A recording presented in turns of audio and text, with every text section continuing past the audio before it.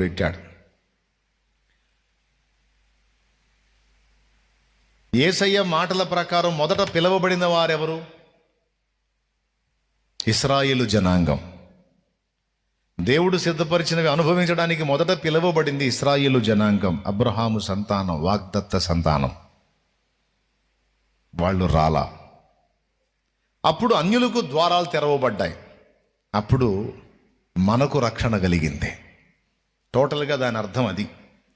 అయితే ఇక్కడ దీన్ని ఉటంకించి మీకు ఇంకొక విషయం చెప్పాలని ప్రేరణ పొంది ఈ మ్యాటర్ మీకు చదివి వినిపించాను. ఇప్పుడు ఒక మంచి టైం వాళ్ళకి అవకాశం ఇవ్వబడింది. రండి, మీ కొరకు రకరకాల భోజ్యాలు సిద్ధమయ్యాయి, వచ్చి భుజించండి అన్నాడు. చాకిరి చేయమల్లా, తినిపోండి అన్నాడు.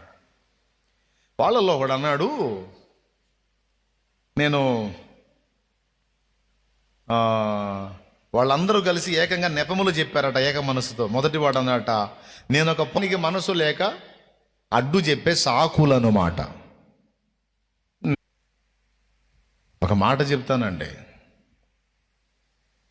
కొన్ని కార్యాలను దేవుడు నెరవేర్చాలనుకున్నప్పుడు కొంతమందికి అవకాశాలు అనే తలుపులు తెరుస్తాడు. బాగా వినండి, సుత్తి లేకుండా సూటిగా మ్యాటర్ చెప్తాను.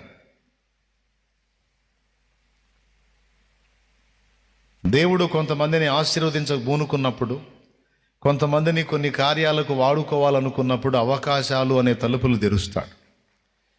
తెరిచినప్పుడు వాటిని సద్వినియోగం చేసుకున్నవాడు, స్త్రీ అయినా పురుషుడైనా ధన్యులు. విర్రవీగి అహంకారంతో అహంభావంతో దాన్ని త్రోసివేసిన వారు మరెప్పటికీ పొందలేకుండా తలుపులు మూయబడతాయి. మొట్టమొదటిది, మారు మనసు పొందడానికి దేవుడు పిలుపునిస్తాడు. మారు మనసు పొందు, మారు మనసు పొందు, మారు మనసు పొంది నూతన జన్మ అనుభవంలోనికి రా. నేను నిన్ను నా చేతి ఆయుధముగా వాడాలనుకుంటున్నాను.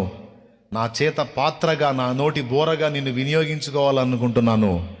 ఇప్పుడు నువ్వు చీకటి అయి ఉన్నావు. నీవు మారు మనసు పొంది నా వైపు తిరిగిన యెడల నా రక్తముతో నిన్ను కడిగి పరిశుద్ధపరిచి నిన్ను లోకమునకు వెలుగుగా చేయాలనుకుంటున్నాను, రా అని దేవుడు పిలిచినప్పుడు ఆ పిలుపుకి లోబడాలి. కానీ చాలామంది ఏం చేస్తారు, ఇందాక చెప్పాను, ఏక మనసుతో నెపములు చెప్పసాగిరని. రక్షణ పొందుటకు దేవుడు తలుపులు తెరిస్తే దాన్ని నిర్లక్ష్యం చేస్తారు కొంతమంది. నిర్లక్ష్యం చేస్తే ఎవరికి నష్టం? నిర్లక్ష్యం చేస్తే ఎవరికి నష్టం? వాళ్ళు విందు నిర్లక్ష్యం చేస్తే ఆ పూటకు కడుపు మాడొచ్చు, కానీ మనది రక్షణ. నిత్యము మండే నరకాగ్ని నుండి విడుదల పొందమని, నిత్య జీవానికి వారసత్వం స్వతంత్రించుకోమని, మారు మనసు పొంది పాపక్షమాపణ నిమిత్తం బాప్తిస్మం పొంది పరలోక రాజ్య పౌరత్వాన్ని సంపాదించుకోమని, అది ఉచితమని దేవుడు తలుపులు తెరిచి పిలిస్తే ఒక్కొక్కళ్ళు పడుతున్న పాటలన్నీ కాదు. బ్రదర్, తెలుసుకున్నావుగా?